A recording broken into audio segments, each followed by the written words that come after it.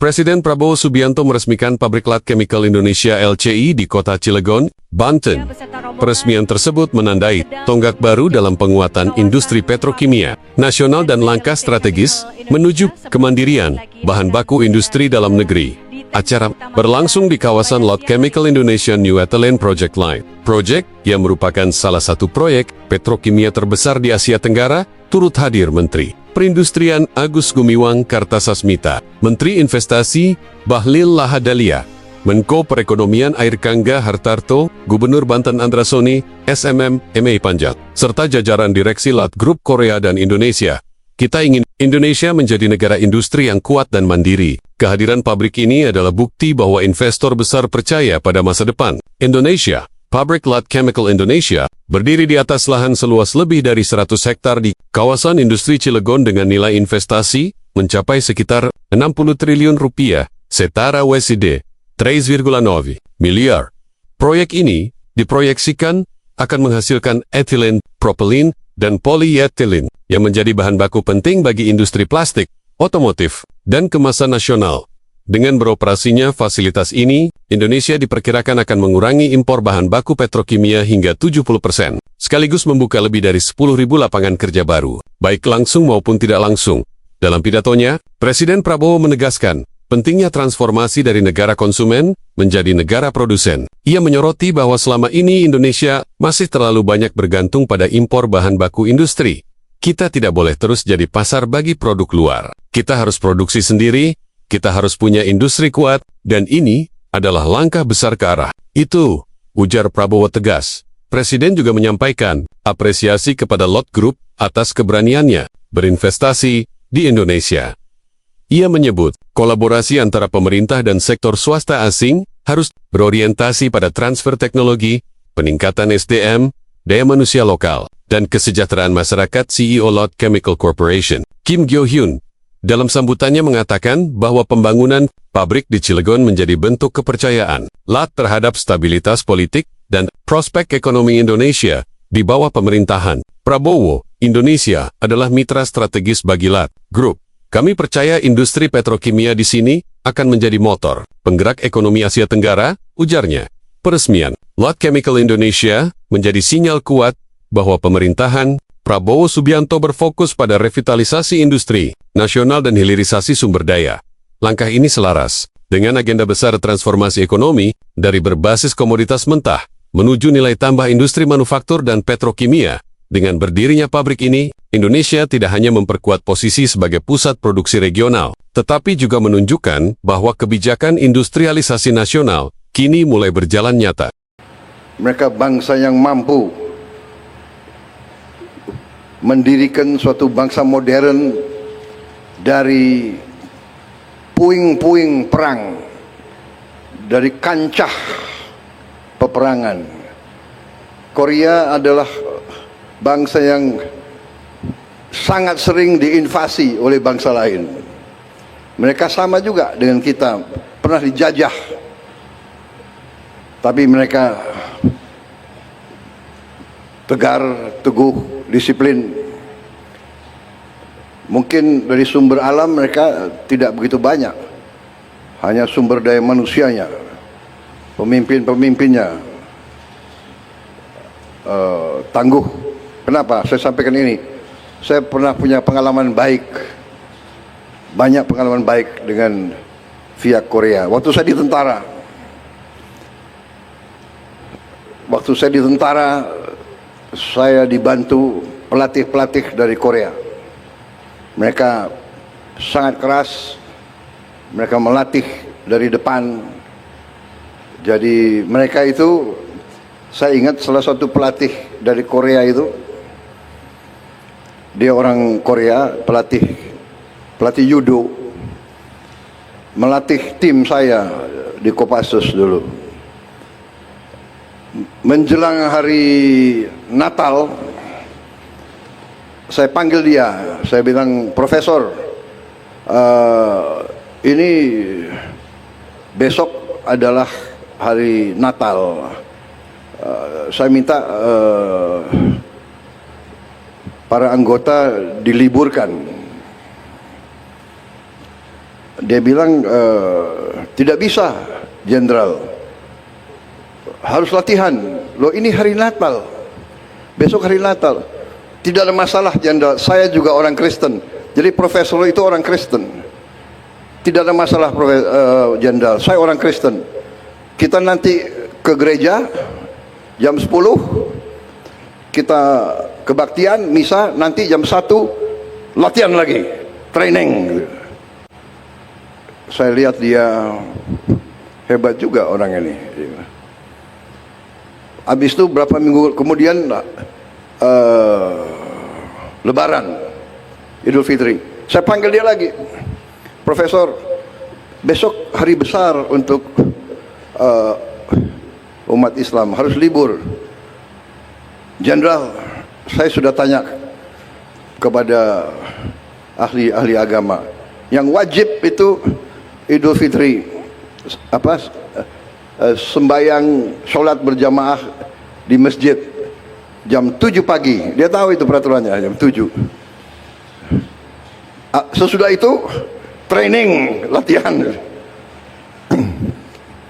Habis itu dia tanya, Jenderal mau tim Jenderal juara atau tidak? Mau. Kalau mau juara, tidak ada jalan lain, harus latihan. Hanya ada satu rumus untuk menang. Saya tanya, apa rumusnya? Rumusnya 3. Nomor 1, latihan, training. Nomor 2, latihan, training. Nomor 3, latihan, training. Nah, ini pengalaman saya dengan orang-orang Korea. Jadi ini orang Korea ini bangsa yang tangguh.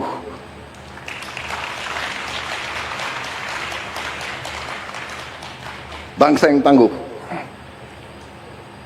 Jadi kalau negosiasi sama orang Korea tidak gampang. Ya, jadi boleh juga kalau orang Korea kita kirim orang Papua. Nah, jadi mereka bangsa yang tangguh. Ya. Saya salah satu idola saya yang saya contoh adalah Jenderal Park Chung-hee, Presiden Korea yang mimpin pembangunan industrialisasi Korea. Ya, mungkin ini tidak politically correct karena dia tentara ya. Tapi kalau tanya orang Korea semua, dia banyak jasanya dalam pembangunan ekonomi Korea. Dan yang saya kagum sama dia, dan semua orang Korea mengakui, dia memang orang yang bersih, orang yang tidak korup, orang yang membangun budaya Korea yang baik. Jadi ya, itu salah satu contoh saya ingin jadi seperti itu. Walaupun pensiun, tetap saya punya kehormatan, kebanggaan sebagai seorang jenderal. Kalau saya sekarang dipercaya mimpin bangsa, saya ingin mimpin pemerintah yang bersih, pemerintah yang tidak korup. Dan saya terima kasih. Dan saya terima kasih pembantu-pembantu saya ini bekerja dengan baik, dan mereka juga ingin meneruskan, ingin memberi contoh kepada generasi penerus pemerintah yang bersih, yang tidak korup, sehingga kita bisa melaksanakan pembangunan besar-besaran. Pembangunan besar-besaran ya antara lain kita perlu dapat kepercayaan dari bangsa-bangsa lain, dari perusahaan-perusahaan yang lain. Contoh hari ini Lotte perusahaan mungkin salah satu terbesar di dunia, mungkin asetnya $100 miliar, dan mereka investasi di kita berapa, 65 triliun ya. Jadi saya sampaikan di sini bahwa ini contoh, dan ini juga kenapa saya tadi ingatkan, saya minta Pak Jokowi diundang ya. Karena saya lihat kok ada mulai budaya yang tidak baik, ya. Pemimpin dikuyu-kuyu, dicari-cari. Pada saat berkuasa disanjung-sanjung. Ini budaya apa? Ini harus kita rubah, ya kan? Ini harus kita rubah. Saya bukan Prabowo takut sama Jokowi. Prabowo masih dikendalikan oleh Pak Jokowi. Enggak ada itu. Pak Jokowi itu enggak pernah nitip apa-apa sama saya. Ya saya harus katakan yang sebenarnya, kan begitu. Pak Prabowo takut sama Pak Jokowi. Enggak ada itu. Untuk apa saya takut sama beliau? Oke, aku hopeng sama beliau kok takut. Iya kan? Sudahlah, saudara-saudara, beliau memimpin 10 tahun, diakui dunia bagaimanapun. Inflasi di bawah beliau cukup bagus, pertumbuhan bagus, iya kan? Come on, harus kita yang bener lah, yang jujur lah, ya kan? Ngono yang ngono gitu, ya kan? Ya, Pak Androsoni, bener nggak? Gimana itu bahasa Banten? Ngono yang ngono gitu. Ya nojo ngono kan gitu. Banten ada bahasa sama ya, Banten sama Banyumas ada persamaan ya. Hah? Ya, jadi saudara-saudara, ini prestasi hari ini, terima kasih. Saya bangga. Intinya itu yang ingin saya sampaikan. Kita harus dukung investasi asing. Mari kita memberi manfaat bersama, ya. Wakil Presiden ke-10 dan ke-12 Republik Indonesia, Jusuf Kalla, turun langsung ke lapangan meninjau lahan miliknya yang kini tengah dipersoalkan oleh kelompok lain. Lahan seluas 164.151 meter persegi atau sekitar 16,4 hektar di kawasan Jalan Metro Tanjung Bunga, Kecamatan Tamelit, Kota Makassar itu diklaim telah dimiliki JK sejak 3 dekade lalu.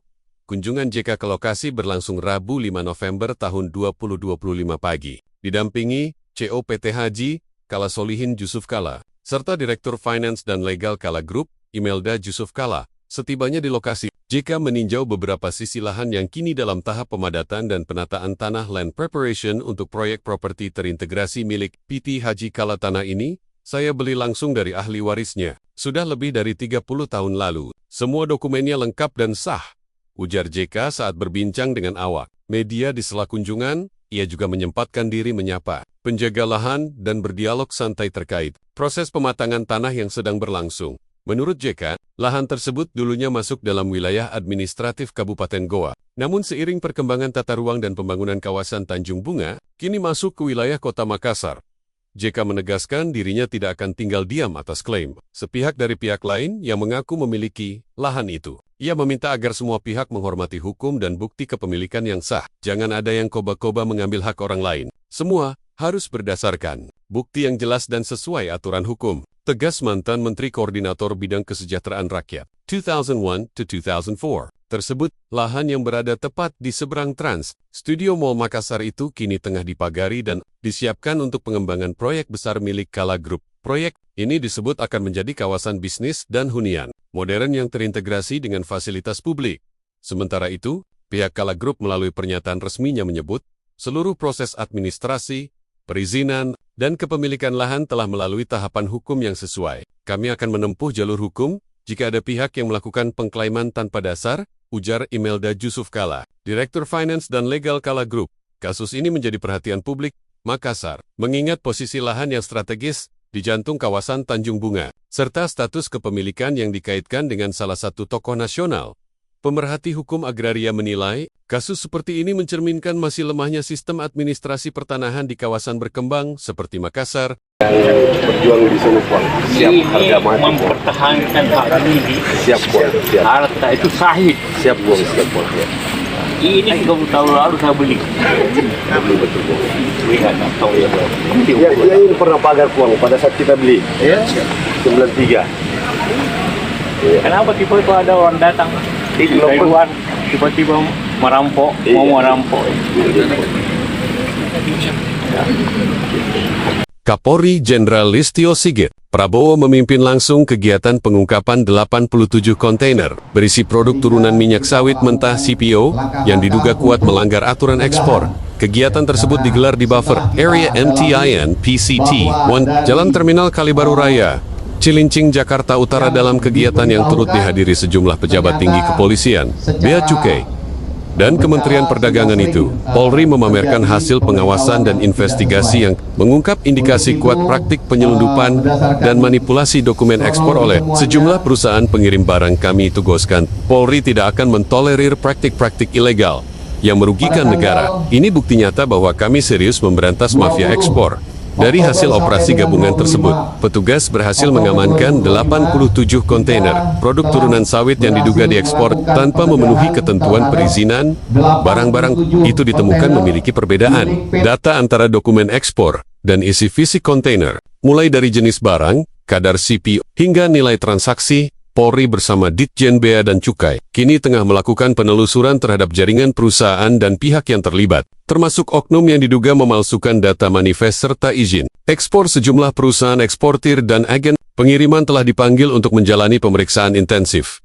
Kami akan dalami siapa di balik jaringan ini. Bila terbukti, semua pihak terkait akan diproses secara hukum tanpa pandang bulu, tegas Kapolri. Dari hasil penyelidikan awal, potensi kerugian negara akibat praktik ekspor ilegal ini ditaksir mencapai puluhan miliar rupiah. Modus yang digunakan antara lain, penggantian label produk, pengaburan HS Code, serta penghindaran bea keluar export duty, yang seharusnya disetorkan ke kas negara. Kegiatan ilegal ini disebut merusak ekosistem industri sawit nasional, menurunkan citra ekspor Indonesia di pasar global, sekaligus menekan harga sawit dalam negeri. Kapolri menegaskan bahwa pengungkapan kasus ini merupakan hasil kerja sinergi antara Polri, Kementerian Keuangan, Bea Cukai, Kementerian Perdagangan, dan Bareskrim Polri. Ia memastikan proses hukum akan berjalan transparan, profesional, dan tuntas hingga ke akar. Negara tidak boleh kalah oleh para pelaku kejahatan ekonomi. Kita akan kawal agar ekspor sawit Indonesia berjalan sesuai aturan dan memberi manfaat bagi rakyat, ujar Kapolri di hadapan awak media. Kasus ini menjadi pengingat penting bagi pelaku usaha untuk taat regulasi dan berbisnis secara bersih. Dalam konteks global, pengawasan terhadap ekspor CPO menjadi sorotan internasional karena menyangkut isu lingkungan, etika perdagangan, dan stabilitas harga komoditas dunia. Dengan langkah tegas ini, Polri menunjukkan komitmennya dalam menegakkan hukum di sektor strategis dan melindungi kepentingan ekonomi nasional dari praktik curang lintas batas. Pak Presiden, Bapak Prabowo Subianto, terkait dengan upaya untuk terus mengurangi potensi terjadinya kebocoran negara, maka kami Polri membentuk Satgas Optimalisasi Penerimaan Negara. Alhamdulillah hasil kerjasama dengan Ditjen Bea Cukai, Ditjen Pajak, beberapa waktu yang lalu telah dilakukan kegiatan pendalaman dengan sistem mirroring analisis Satgasus terhadap PT MMS terkait dengan adanya pelonjakan yang luar biasa dari ekspor komoditas petimeter dibandingkan dengan tahun-tahun sebelumnya. Langkah tegas Polri kembali membuahkan hasil besar. Kapolri Jenderal Listio Sigit Prabowo secara langsung memimpin kegiatan pengungkapan 87 kontainer ekspor ilegal produk turunan minyak sawit mentah crude palm oil atau CPO di buffer area MTIN PCT 1, Jalan Terminal Kalibaru Raya, Cilincing, Jakarta Utara. Disaksikan Menteri Keuangan Purbaya Kamis 6 November tahun 2025. Dalam keterangan resminya, Jenderal Sigit menyebut total potensi kerugian negara akibat pelanggaran ekspor ini mencapai 28,7 miliar rupiah. Modus yang digunakan para pelaku adalah memanipulasi dokumen ekspor untuk mengelabui bea dan pajak, serta menyalurkan produk CPO dan turunannya secara ilegal ke luar negeri. Ini bukan hanya pelanggaran administratif, tapi sudah termasuk dalam kategori kejahatan ekonomi yang merugikan negara. Nilainya mencapai puluhan miliar rupiah, tegas Jenderal Sigit. Menurut Kapolri, pengungkapan ini merupakan hasil kolaborasi antara Polri, Bea Cukai, dan Kementerian Perdagangan yang selama beberapa bulan terakhir melakukan penyelidikan intensif terhadap praktik ekspor tidak sesuai ketentuan. Dari hasil pemeriksaan awal, ditemukan bahwa produk-produk tersebut tidak memiliki izin ekspor sah, serta terdapat indikasi rekayasa nilai dan jenis barang yang berbeda dari laporan dokumen aslinya. Sebanyak 87 kontainer ini kami amankan sebagai barang bukti. Kami juga telah menetapkan sejumlah pihak yang bertanggung jawab dan sedang dilakukan pemeriksaan lanjutan, jelas Sigit.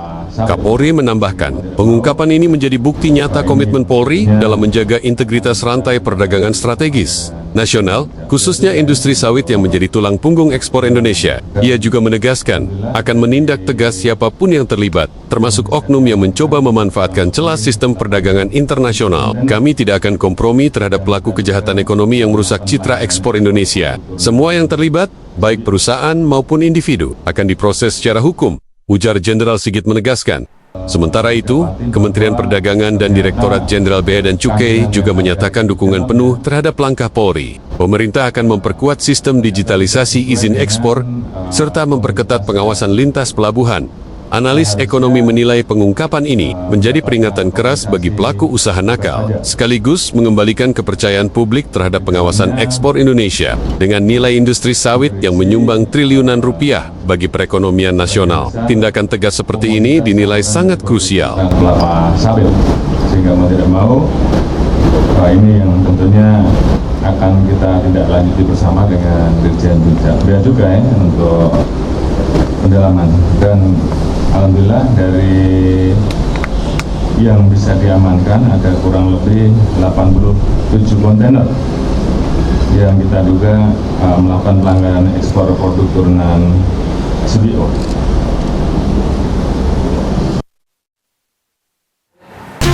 Echo whispers through the halls, ancient secrets on crumbling walls. Dragons sleep, but they always wake. Treasure calls for the bold to take. Strings of the violin cry out low, haunted by stories we'll never know. Every step a gamble deep below. The dungeon's heart begins to glow. Roll the dice and feel the